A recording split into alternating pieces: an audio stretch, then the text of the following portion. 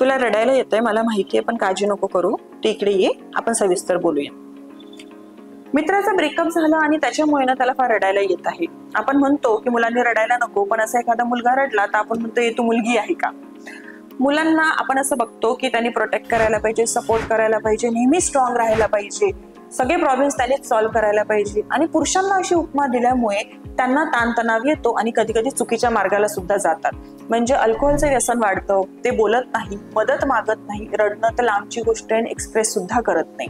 आणि त्याचमुळे माणसांमध्ये हार्ट डिसऑर्डरचं प्रमाण असेल, अल्कोहोलचं प्रमाण असेल, हार्ट डिसिजेस आहेत आणि डायबिटीज याचं प्रमाण जास्त आढळून येतं. मग आपण काय करायला हवं?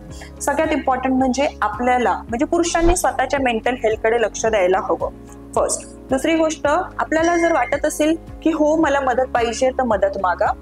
जवळच्या व्यक्तीकडे भरपूर मनमोकळेपणाने रडायला कधीच काही हरकत नाहीये आणि बोला, वेंट आउट करा.